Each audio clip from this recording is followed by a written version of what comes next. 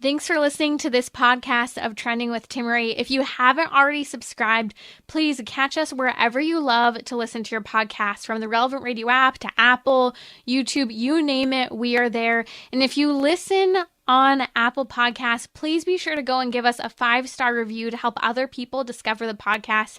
Anything you share in terms of episodes, whether it's texting it to a friend, posting on social media, helps to build up the kingdom for God, to help confront the challenging issues we face as a culture, but with joy, with hope, and with an eternal perspective where our faith collides with everyday life, bringing eternal principles to help us live our life joyfully.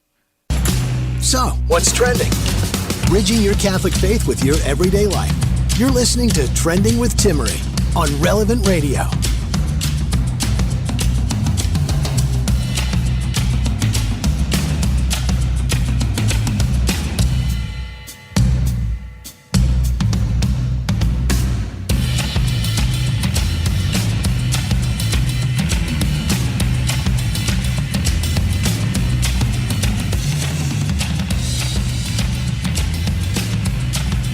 Friday, it's great to be with you wherever you may be, traveling, on a jog, whatever it might be. Thanks for joining us here on Trending. As of May 2021, porn sites received more website traffic in the United States, did you know this, than Twitter, Instagram, Netflix, Pinterest, and LinkedIn combined.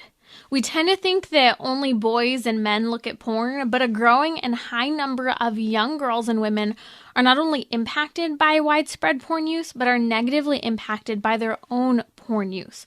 We'll discuss this in just a little bit with Sister Tina Alfieri, who is a recovery coach, addiction specialist, and has keen insights into the crisis today of women, young women, and porn. In celebrity news last week, singer Nick Jonas and actress Priyanka Chopra welcomed a new baby via surrogacy. Now, it was interesting because the feminist writer, I'll get to that in just a little bit, a feminist writer has criticized surrogacy in the wake of this celebrity announcement. And it's fascinating to see that even a pretty radical feminist is criticizing this trend, not just among celebrities to turn towards surrogacy, but even a cultural trend we see today in the face of fertility crisis. So stay with me, a lot to be discussed, especially the pro-life perspective, the Catholic perspective, and more, especially the perspective impacting women when it comes to surrogacy, in vitro fertilization, artificial insemination, you name it, we will touch all of this. So today on Trending, I really do want to touch on and focus on what's happening surrounding women and pornography, because I think this is a major issue in our country, and I'm going to cite some statistics that are what I would argue just barely scratching the surface today when it comes to women and pornography, because as we've seen with COVID and the pandemic, more people at home, more people on their devices, pornography statistics have just increased. So what's happening right now is, let's look a little bit at this. So it's not just an issue for people of no faith at all. It's actually an issue for people of faith as well. In fact, 50% of Christian women say that they watch porn at least once a month. That's more than 1 in 10 Christian women, just Christian women, say that they themselves are also watching pornography. So we have to turn to ourselves, recognizing that it's not just people without faith, it's people in the pews, people alongside us, perhaps family members we have. Now, here's another interesting piece of information. When talking to students, it's known now that roughly 30% of students have actually said that they viewed pornography before their teenage years. That is, they viewed pornography before they even became a teenager. So, a very young adolescent. We see the average age of first-time exposure to pornography is anywhere between 8 years and 11 years. Now, surveys conducted by the Barna Group in the U.S. have then also shown that, again, this is old data. We're looking at about 8 years old now, which pornography issues have only increased now. We're seeing that now the following percentage of women say they view pornography at least once a month. Almost 8 out of 10 women in the age group between 18 and 30 view pornography. 8 out of 10 women almost. We're seeing 76%. We're almost 8 out of 10 women between the age 18 and 30 look at pornography at least once a month. Now, we see 16% of women between the ages of 31 and 49 years old also look at pornography. These numbers are staggering.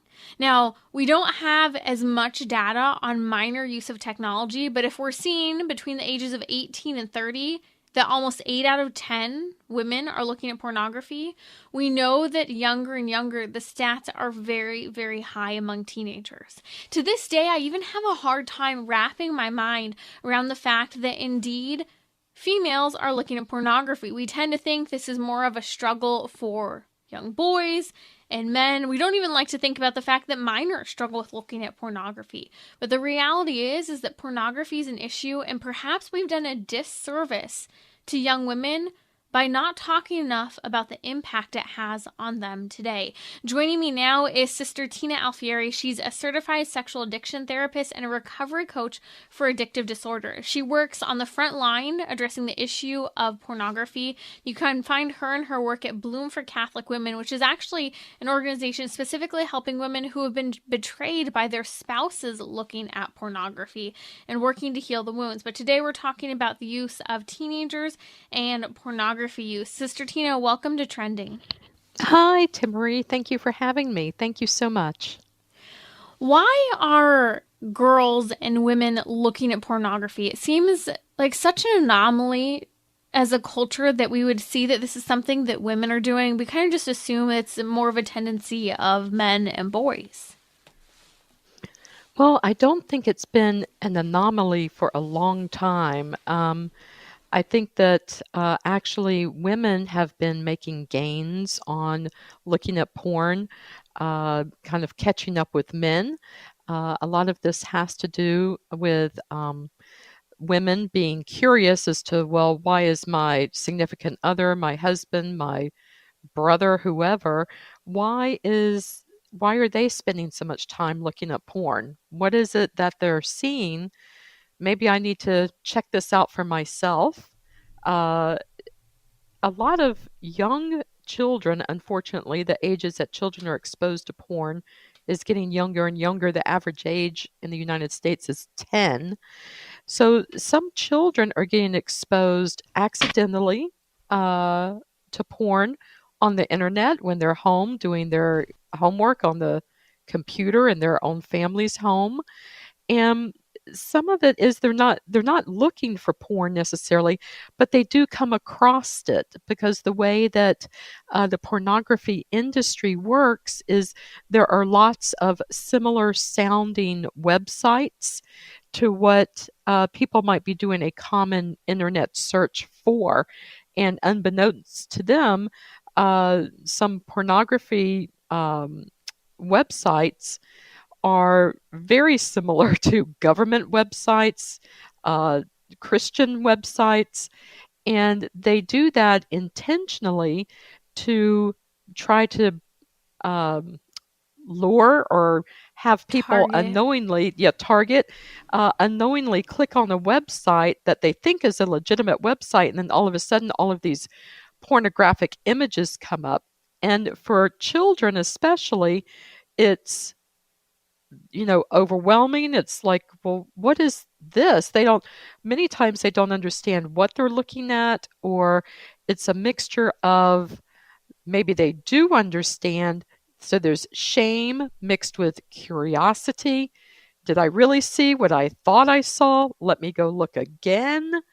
So there's just all sorts of reasons as to why women, young girls specifically, are just exposed to porn just like young male children are. But then also for women, sometimes they hear that this is what men want, and so let me go look for myself. Sometimes women also are trying to please a significant other, And the significant other oftentimes will ask them to watch porn together. And for Yes. many women, it's a very something that they don't want to do, but yet they want to please their significant other, their spouse, their mate. And so they do it just to please their husband or their boyfriend. They're not Mm, that into it. But we do know that over time, being exposed to porn desensitizes us. right. And so, even though maybe someone's not really, quote, into it at the beginning, given enough time, just like with any other addictive substance, there's going to be problems with it. I really want to summarize what you just said because it's so Mm-hmm. easy as a culture to be naive. And, I even want to write it off myself because, and I think this is what's so hard and why we're not talking about it, to actually think that women do not look at pornography because it is even more embarrassing in a certain respect for women who have looked at pornography. It's very hard for those women. I've worked and faced for it Mm-hmm. firsthand. Mm-hmm. Many women who come up to me and they'll say time and time again, thank you for mentioning that pornography is an issue for women. For And women, I've yes. faced so many young girls in particular who have really struggled with pornography. So to summarize my question, which I think is the same question so many people have who are listening right now, why are women and girls looking at pornography? You mentioned exposure, you mentioned Mm-hmm. curiosity because it's something the boys are looking at. You've Mm-hmm. mentioned the sexualization of women and essentially the pressure women are in under, but that also includes the television, movies, and music that we're hearing that is blatantly sexual and vulgar that kind of already Mm-hmm. creates an arousal itself. And then you also mentioned, it's a matter of trying to please what men are asking for because men are asking for things that are outrageous and violent and harmful and aren't normal acts engaged in the marital Mm-hmm. act. And Mm-hmm. then I'll just add one more. It's something that today we're seeing medical professionals, shockingly, are actually advising young women to do in order to help relieve anxiety and stress. And we actually just talked about this with yours and my dear friend, Jim O'Day from Integrity Oh, Restore, which yes. is a partner organization with Bloom for Mm-hmm. Catholic Women. So we'll include a link in the podcast notes for that Mm-hmm. conversation where we kind of debunk the medical recommendation for pornography that is Mm-hmm. Mm-hmm. absolute hogwash. But Sister Tina, and if you're just joining us, you're listening to Trending with Timmerie. Joining me now is Sister Tina Alfieri, and she is a certified sexual addiction therapist and a recovery coach for addictive disorders. Everything you just mentioned is, I think, an eye opener for many people sitting here right now. We don't like to listen to the fact that girls and women are struggling with pornography as well. A couple more kind of shocking, I would argue, statistics. And just looking at some of the numbers, I saw a study that said that a quarter of married women say that they watch porn at least once a month. All of this said, it's evident that pornography is an issue in marriage, out of marriage, and especially for the younger demographic between the teenage years all the way up to 30 in particular. What are warning signs of porn use for teenagers and even younger than teenagers? And what can be done? Certainly. So I really strongly suggest that parents have parental controls and lockouts on their children's computers, their home computer that anyone has access to in the home, their cell phones.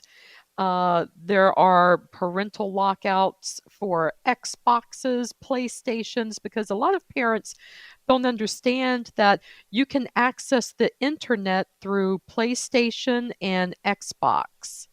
They think, oh, you just play games on this. Many parents don't understand that there is a way, and it's not too difficult, to connect on the internet through Xbox and PlayStation. So parents need to be very technologically savvy. And true, it doesn't even take that much. There are plenty of how to videos on YouTube about how to lock down your computers, how to monitor, get software that is anti porn, that's porn blocking, or monitoring software so you can follow up and get reports on what sites are being looked at by your children. And for anyone under the age of 18 in the household, male or female, I would strongly encourage that the parents be able to know what your children are looking at, know what they're viewing, know how to put parental controls and lockouts and whitelists and blacklists and all these other technological issues, to know how to do that on computers and cell phones and Xbox and PlayStations. And just to be clear here, Sister Tina Alfieri, who, while at the same time is a certified sexual addiction therapist and recovery coach for addiction disorders, is also a hermited nun. So if a hermited nun knows, understands, and gets the way that pornography is getting into your children's room and she's telling you how, I think it's very important to listen and understand that she's working firsthand with minors, teenagers, adults who are struggling with this, who have been struggling with it for years, and she's telling you how to help keep your kids safe. And a little teaser for next week, Tuesday on Trending, joining me will be Melanie Hemp from ScreenStrong.com. And she speaks to the importance of helping to preserve our kids, their future, in the face of technology use. And we're not just talking about because of pornography exposure, but because of the harm of media and its impact on the brain today. So we'll explain more of that next week on the show, but I think this is really important that we understand there are solutions and there are many areas in which we have to be aware of where pornography is sneaking into our culture, from music to TV to curiosity to ongoing exposure. I'll never forget just driving in the car with my brother and my now husband one day. I remember something came across the screen of my brother's phone. I'm like, what on earth is that? And he said, Timmerie, if I just go on to the search tab on my Instagram, if I'm just looking at the basic feed, this stuff comes up. It's everywhere. And you have to have, so the three of us had this conversation about how, as a man in particular, you have to have enough willpower to not go down that rabbit hole where men are more naturally visually stimulated and they tend to go there more easily. It might be a little harder for women. That's our assumption, but the exposure is so frequent and embedded in our culture that many young girls today are struggling with this. And we're seeing it come out in the way they dress and the way that they are performing for others, even when they wish not to. Sister Tina, if someone's struggling with looking at pornography, whether they believe it's an outright addiction, whether it's impacting their behavior day to day, or it's even just occasional once a month, what should they do? Okay, fantastic. So these suggestions I'm going to give are for people who might be what we call casual porn users. Maybe they can take it or leave it, but they've having more of a difficult time leaving it because there is a difference between casual porn users, just like someone who has a glass of wine occasionally versus someone who's an alcoholic. So someone who's addicted to porn, these might not work. But if it's a casual porn user and they are wanting to work on increasing the virtue of chastity, this is a Catholic radio show. I love talking about the virtues, and this goes along with the virtues of chastity, purity, and honesty. So the first thing I would suggest is frequent reception of the sacraments. Please, maintaining a state of grace, to maintain one's state of grace helps to ward off the temptations. It helps to make us stronger. So frequent reception of the Eucharist, frequent confession, and lots of prayer, staying in a state of grace as much as one can. The next thing I would suggest is, yes, going to confession whenever there is a fall or a slip or engaging in the use of pornography. Please go to confession. You're not going to shock any priest. I was just talking to my priest earlier today about appearing on your show, Timmerie, and he said, even, yes, he's very aware that the number of women confessing to looking at pornography, even with his time in the confessional, it has been going up and it's on an increase. So you're not going to shock any priest. You're just not. So I like to say, kind of get over yourself. If you if you've done the activity, man up, so to speak, get in there, take some humility, accept the reconciliation that Christ offers, acknowledge what you've done, and get back on the right track. I think also for people who are having very problematic issues, prayer must be included in your daily regimen of how to take care of yourself spiritually, having prayer time with God. I love the St. Michael prayer. I love the rosary. Again, anti-porn software. There's porn blocking software. Some of the major names that are out there, Net Nanny, Covenant Eyes.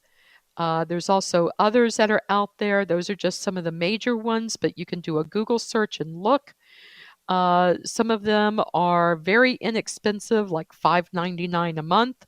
Others with maybe other options might be $9.99 a month. But it helps to have the porn blocking software. It puts a speed bump. I call it a speed bump between just picking up your cell phone or your laptop and clicking on porn. If you've got porn blocking software, it puts speed bumps up. It's going to slow you down, so it gives you time to think, what am I doing? Do I really want to do this? Maybe I don't want to do this. And it gives you just some space to change the behavior, turn off the cell phone, put it down, or shut down the computer and walk away. So I think frequent reception of the sacraments, maintaining a state of grace, frequent prayer, and also porn blocking software. These are things just to begin with. If you think you're a casual user and you're having difficulty putting the porn down, this is where I would start. Okay, so many incredible resources, and we'll summarize those in just a moment because I think it's so important to help in using these resources when so many people are struggling silently, especially for men and women. And it seems like such a stigma to even say something out loud about it. So again, we're talking about the crisis that many young women are facing surrounding pornography use themselves. We're going to come in just a minute to the impact of porn use on women when they know that men are looking at it as well, but we'll get there in just a moment. Before we do, Sister Tina, and actually we'll have to come back on this because it's a really fascinating stat that I think it connects into the crisis we're seeing in the culture surrounding the identity issue. So we'll be right back here on Trending with Sister Tina Alfieri. Again, she's a certified sexual addiction therapist and recovery coach for addictive disorders. And we're talking about the impact of pornography use on women. We're also going to come back talking about celebrity news surrounding Jonas Brothers, surrogacy, and even a feminist lashing out against how surrogacy is hurting women and the poor. I'll explain the Catholic take and the impact it has on women. Solidarity HealthShare now offers a new program called Solidarity One. With Solidarity One, members decide what healthcare options best fit their needs and with the flexibility to meet any budget. Learn more at CatholicHealthShare.com. Bridging your Catholic faith with your everyday life. You're listening to Trending with Timmerie on Relevant Radio and the Relevant Radio app.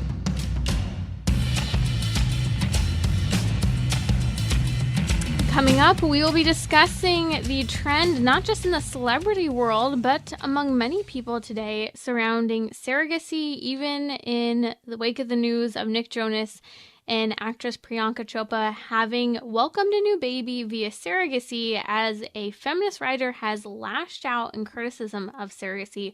We'll talk about the Catholic take, the impact on women, and how this is a really important topic for the pro-life movement in face of the infertility crisis. Now we've been discussing the impact of pornography on girls and women. If you don't know the numbers, the statistics are staggering. Essentially, almost 8 out of 10 women between the ages of 18 and 30 years old view pornography at least once a month. We could dive into many of the stats, but the point here is to really understand that whether it's 1 in 4 women within the context of marriage who are looking at pornography, or especially that age group between minors and 30, where we have very high pornography use numbers, it's an issue not just for boys, but for women as well. Now, Sistina, we'll recap on some of the solutions for girls who are struggling with pornography, but before we go there, I wanted to briefly get your thoughts on one stat that was very interesting to me. So we know that there's a trend today surrounding many young girls between the teenage and college years suddenly coming out as transgender over the last 3 years. What I found fascinating in my research is that according to Pornhub, which is one of the leading pornography websites in the world, their own analytics have actually recorded that in 2018, right around before the trend of an increase in the transgender craze, the top search in terms of a type of pornography was actually lesbian pornography. And I mention this because I'm wondering, as a clinician, do you believe there's a connection to the increase of the many young girls coming out as transgender today? That's a great question, Timmerie. And for me, from my perspective, I don't see that there is a link with that. I want to point out that I think that statistic regarding the most searched for porn term being lesbian, I think that that's probably due to, number one, the majority, it's still overwhelming men who look at porn, even though women are making gains in this area. It's still overwhelmingly a male uh, search population that's doing these searches. Mm-hmm. So, and there's always been this myth, this mystique about men being interested in women having sex with women. Mm-hmm. So I don't Mm-hmm. necessarily make a connection between the transgender quote unquote craze being linked to more searches for the phrase lesbian. I do, however, think that there is a link that in the teenage years, in the adolescent years, people try on all different kinds of personalities, all different kinds of looks, all different kinds of behaviors. And I think that there's a population out there that is attention seeking, young adults, adolescents, young adults who are maybe attention seeking, and this is a way to get that attention. I think for some, it's no more different than, I'm going to date myself here, when we had the punk rockers. Some people really got into dressing and behaving, and the culture of punk rock, and then it transitioned into goth and grunge, and so I think that sometimes it's seen as a trend. It's trendy. It's something I can try on, like a different color nail polish or a different hair color. Right. It's a new anorexia or bulimia as well for many girls. Yes, at times it's just something to draw attention to oneself. It's about a desire to be noticed. Mm-hmm. And it's I think interesting. that and then yes, because that's and then add this sexual disorientation that many people have today because of pornography and because of the culture and exposure. All of that together is creating this cocktail for difficulty for young women today in their sexual identity. So we all want to be noticed and validated, and some that noticing can be healthy, such as, going through sports, becoming a great athlete, an academic, an artist, whatever. But then sometimes it's through attention-seeking type behavior that people satisfy that need, that I want to be noticed, I want to be seen.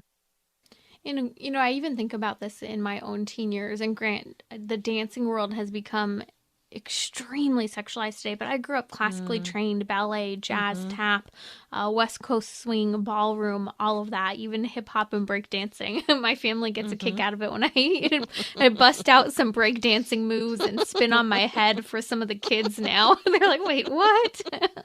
But I think about it, how helpful dance was when you mentioned this for, kind of for that desire for women. We have such a deep desire to be seen, to be known, to be loved and admired, and how for me that was channeled through dancing, through having the activity of performing and dancing in a wholesome, healthy way, and how important that is that you just mentioned that kids have a means of doing that, and that above all else that they're being seen, known, loved, and admired by their parents to help mediate this crisis today. I want to come back. I know we went on a little bit of a side tangent there, but let's talk about the impact of porn use on women. And I'm not only speaking of what we just discussed, how many women today are looking at pornography, but how the impact of men and boys looking at pornography has led to extreme pressure for young women to perform in ways intimately that they never should have or would have or is healthy or safe. It's led them to dress or be willing to say yes to things they otherwise wouldn't do. I mean, even just, I was reading an article earlier today, a mom of a 14-year-old girl, and this is normal for kids between the ages of as young as 11 and 14 to be asked by boys, not just boys that they may or may not be dating, but by boys in general, to send them nude photos or to send photos to them asking for something in return. And so what we're facing is a crippling amount of pressure for young women today. And I'll say as young as the age of 8 and up to look perpetually hot, available, and to perform when asked. Sister Tina, what is the psychological impact that we're seeing for these girls, and how can they make their way out of it? Well, I think it's just shows how insidious this kind of the porn industry trickles down through other forms of media. You were talking earlier about music videos and also R-rated films. So pornography for many is not that much of a further step. We've already been desensitized through what is coming through our TVs, through music videos or R-rated movies that we can get on HBO or Netflix. And it seems so casual and usual that we're just desensitized, so that when it comes to pornography, for many people, it's just not that much more big of a deal. It's this slippery slope that we've been sliding down for a very long time. Now, for the pressure for young girls or young women to always look sexually attractive, sexually available, that I do believe a lot of it does come from men watching porn. We have to remember that men are watching the porn. They are seeing how these women, the porn actresses, how they look, how they behave, what they are wearing, what they are doing. And young men who are very impressionable, they think that's what sex is. They think that's what love is. They think that's what a normal married romantic Christian relationship is, and nothing could be further from the truth. And so the boys or the young men are getting misinformation, and then they're pressuring the girls, and the girls are thinking, well, this must be what he wants, and I really want to be with him. If he wants me to dress a certain way, what's wrong with that? And I'm sure that everybody out there remembers being young, being a tween or an adolescent, and the competition again for a boyfriend, for a girlfriend. It's a time where we're competing, so to speak, with others for the affections, for the attention. Again, we're back to the attention, the validation of others, and it becomes where we will do practically anything to get that. And we have to remember that at these young ages, these are children. They do not have well-formed consciences. They do not have well-formed minds. Their brain is not developed until age 25. It's not fully developed. So they don't really know what they're doing. They don't know that it's all fake and fantasy and not reality. And so they're just really at a loss. They're engaging in this stuff, thinking this makes them adult, or it makes me desirable, or if it gets me a boyfriend, and having a boyfriend means I'm an adult or I'm a teenager, well, then that's what I want, so then that's what I do. There's so many things that are tied up in this. It's really difficult to tease it all apart. It's about acceptance. It's about being seen, being known, having an identity, having someone desire you as much as maybe you desire them. But they're going about it in many, many wrong ways. That's Sister Tina Alfieri here on Trending with Timmerie, a certified sexual addiction therapist and a recovery coach for addictive disorders. We're talking about the impact of pornography on young girls today. Again, this constant pressure to be hot, available, and to constantly perform, even if it's just via requests that are being made via text message and phone, not necessarily in person. It's so important that we see the full scope and reality from the way girls are pressured to dress and so much more, which is part of the leading cause of why so many young girls are themselves looking at pornography as well. And Sister Trina, it also brings to mind the challenge that many young girls as well as young women face today in just the fact that a lot of them aren't willing or able or feel comfortable to speak up for themselves when something uncomfortable happens, because they think it's normal, or they're so uncomfortable and embarrassed to say, one, I'm struggling to look at pornography, or two, someone touched me inappropriately, or made a really inappropriate comment to me that was not just inappropriate in general, but inappropriate given the giant age gap between the two of us. And the difficulty is so strong for young women today that we need to have these conversations so that when we talk about women's empowerment, we're empowering young girls and women to speak up and not tolerate any of this pervasive pornographic culture that truly is hurting women today. Now, Sister Tina, how can we help to heal marriages after the betrayal of pornography? So when a spouse, either male or female, becomes aware that their significant other, their spouse, is viewing pornography, it's really vital that there's an open conversation between the two, and that there are some boundaries set. And this can be very uncomfortable if you don't feel that you can have an open conversation with your spouse about this. I encourage you, go see your priest, go have a counseling session together with your priest, or to seek out a marriage and family therapist, someone who is Catholic, someone who specializes in treating infidelity or betrayal, because unfortunately there are many secular therapists out there who do prescribe watching pornography together to enhance things in the bedroom, and it's like, no, not Catholic, not Christian, and not helpful. Not helpful. So not you long want to term, make sure, especially.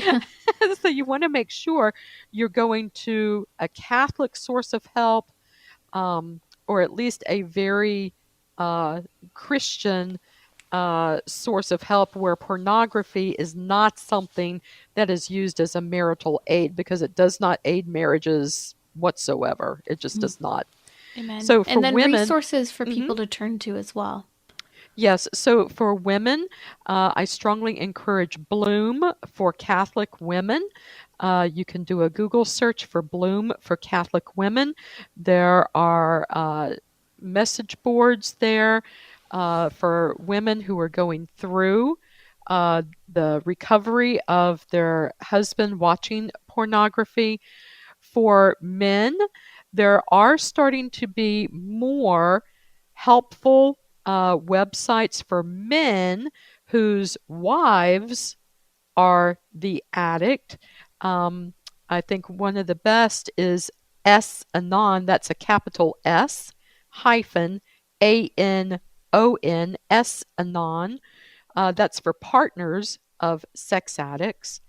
And there We'll are include some a link great, to that in the podcast notes too, if you didn't yes. catch that. And we'll post them on social media as well. And so, just like at the beginning of pornography addiction, recognizing pornography as an addictive disorder, most of the recovery literature that was written for recovering porn addicts was written for men as the audience. It was written by male addicts for an overwhelmingly male recovery community.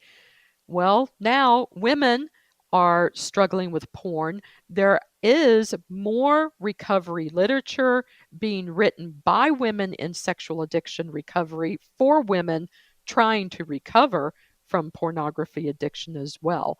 So, we're catching up as far as having resources available for female sex addicts or pornography addicts, because sometimes the books that are written by men for male sex addicts just aren't helpful for women sex addicts. They're not touching on some of these questions of, well, I got started watching it because my husband wanted me to, and now I can't stop.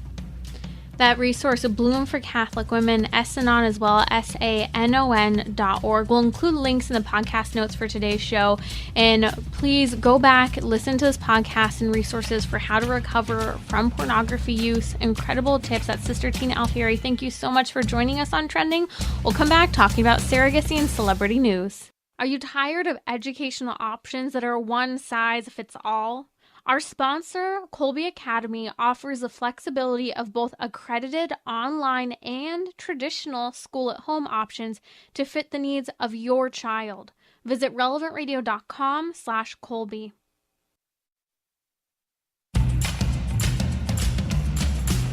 So, what's trending? Bridging your Catholic faith with your everyday life. You're listening to Trending with Timmerie on Relevant Radio and the Relevant Radio app.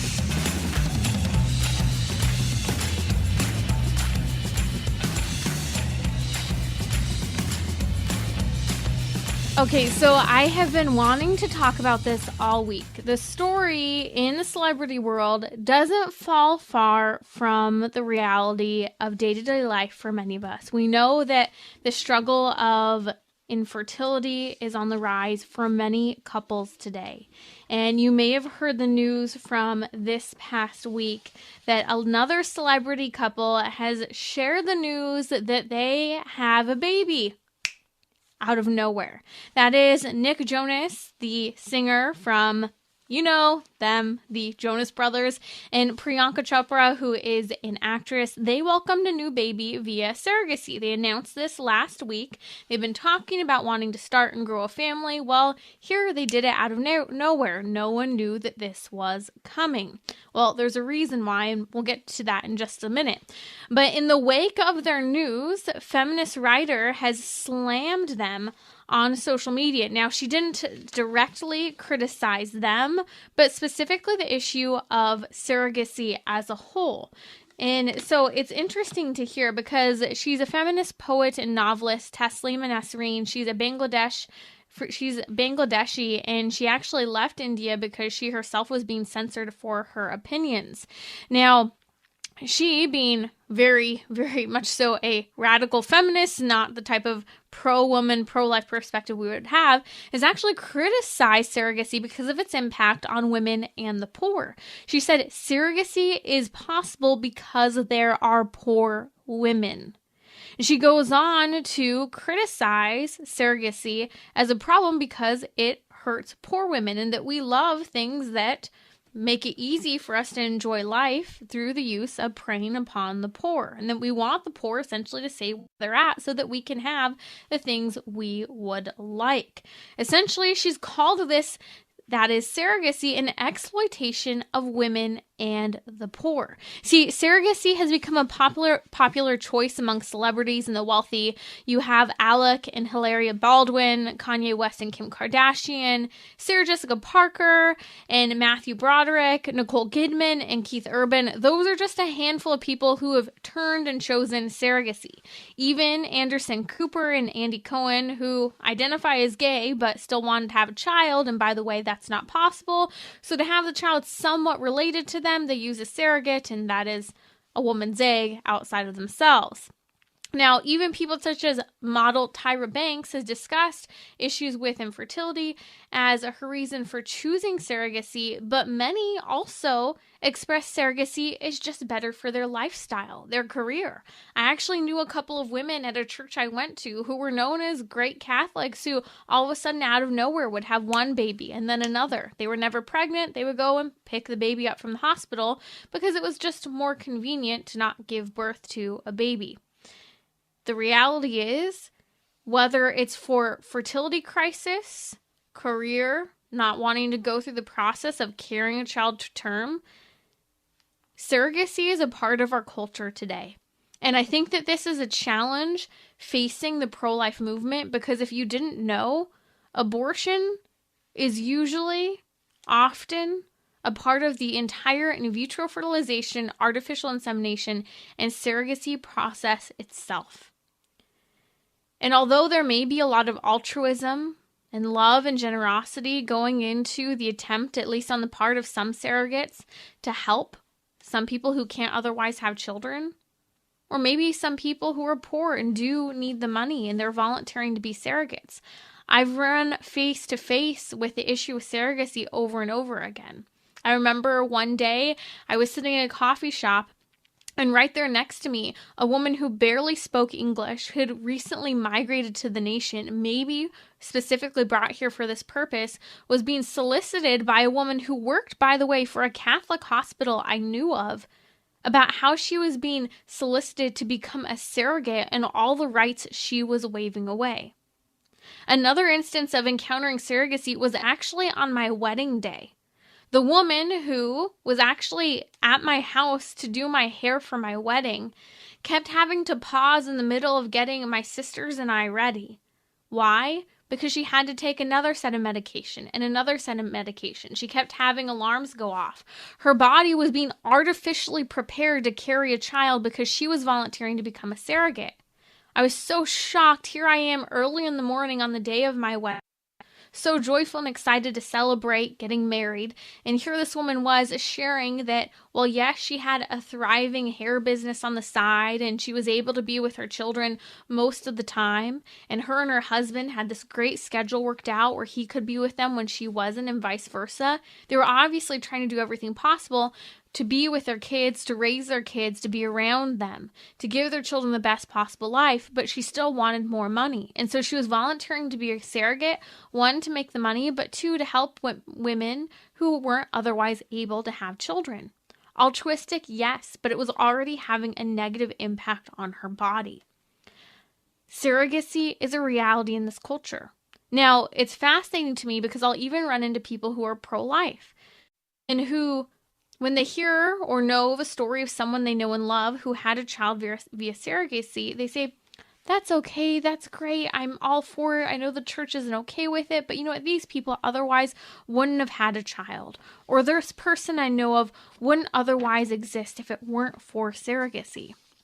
Trust me, I understand the gift of human life.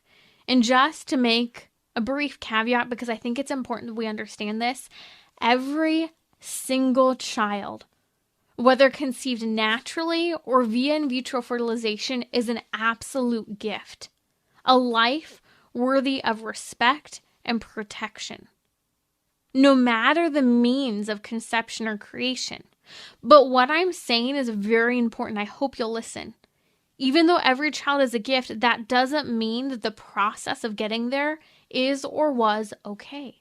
And that's a challenge we face. And this is why we're going to continue to discuss surrogacy over the next week or so here on Trending, because there are many challenges.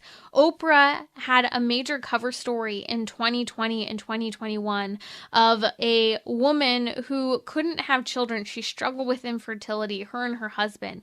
And her own mother volunteered to be the surrogate to carry her grandchild to term so that her daughter could have a child.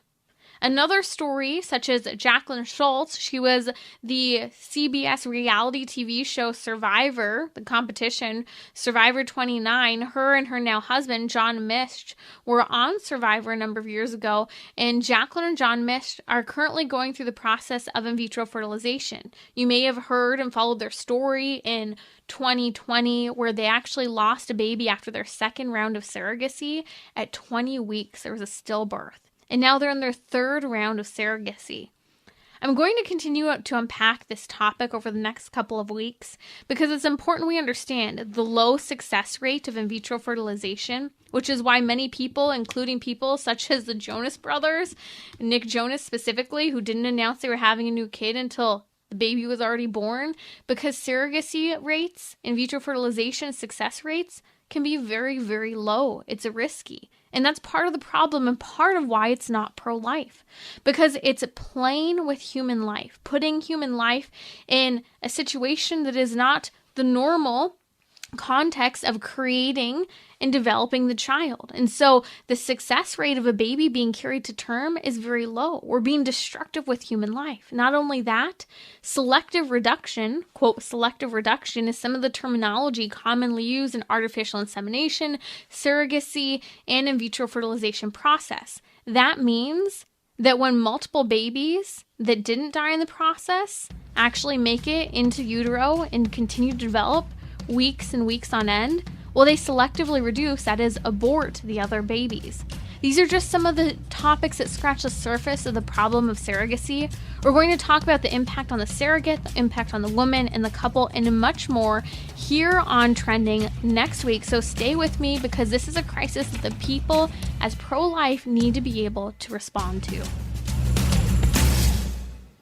Is happiness something that matters to you? This is Timmerie from Trending with Timmerie. Every Monday is our happy hour, so why not join us? Dr. Kazel will join me to discuss how psychology and Christianity say the same thing about how to be happy. We identified the challenge of getting enough sleep. Now that we all know we need to sleep more, let's talk about how to sleep better and actually get to sleep. Join me Monday at 6 p.m. Central on Relevant Radio or the Relevant Radio app.